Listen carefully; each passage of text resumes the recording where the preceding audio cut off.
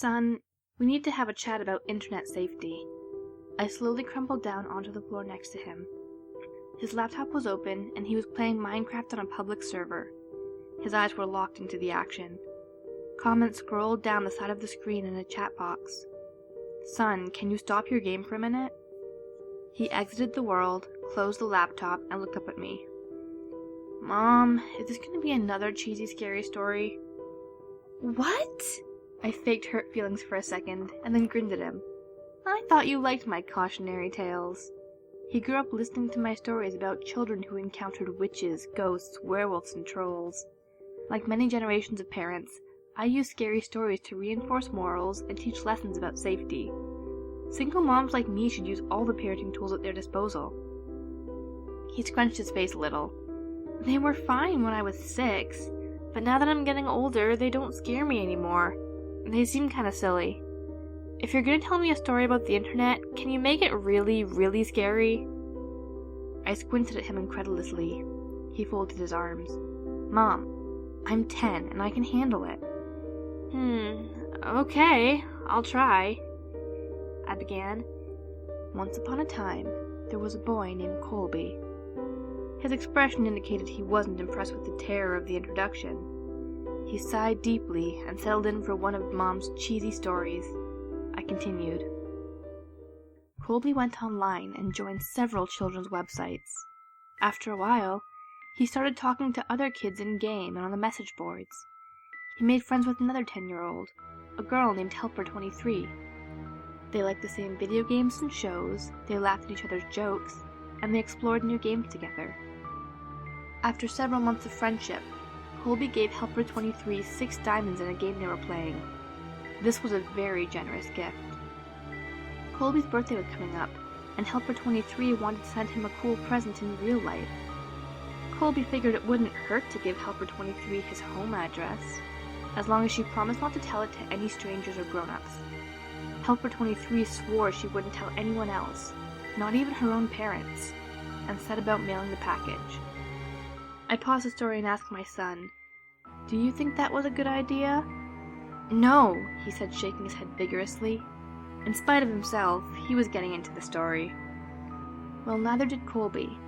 Colby felt guilty about giving away his home address, and his guilt began to grow and grow. By the time he put on his pajamas the next night, his guilt and fear were larger than anything else in his life.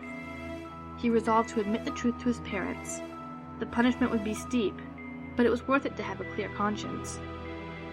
He squirmed in his bed as he waited for his parents to tuck him in. My son knew the scary part was coming up. In spite of his tough talk, he leaned forward wide-eyed. I spoke quietly and deliberately. He heard all the noises of the house. The washing machine bounced around in the laundry room. Branches scraped against the brick outside his room. His baby brother cooed in the nursery. And there were some other noises he couldn't quite pinpoint.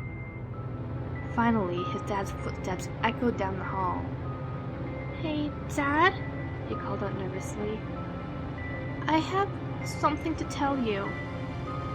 His dad stuck his head in the doorway at a weird angle. In the darkness, his mouth didn't seem to move, and the eyes were all wrong. "Yes, son?" The voice was way off, too. "Are you okay, Dad?" the boy asked.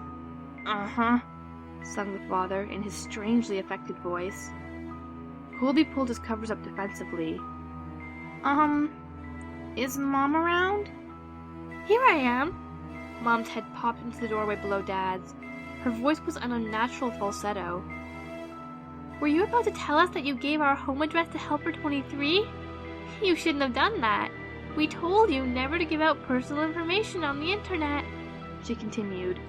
"She wasn't really a kid. She just pretended to be one. Do you know what she did? She came to our house, broke in, and murdered both of us, just so she could spend some time with you." A woman in a wet jacket emerged from the child's doorway, holding the 2 severed heads.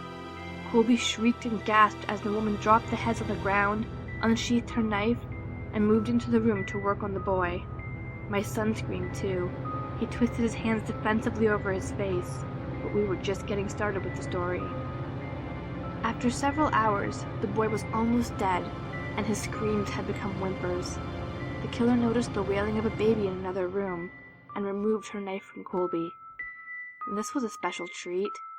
She'd never murdered a baby before, and was excited about the prospect.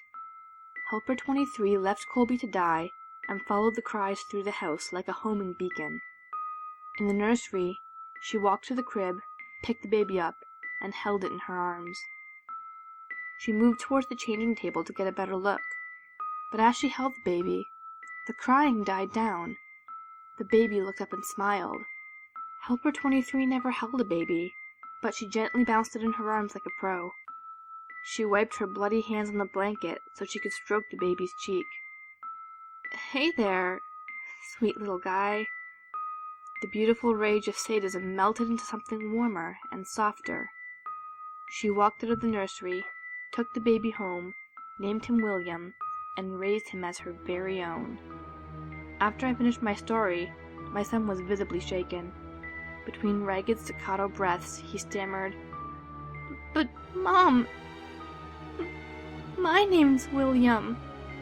I gave him a classic mom wink and tousled his hair. "Of course it is, son." William ran up the stairs to his bedroom in a fury of sobs. But deep down, I think he liked the story.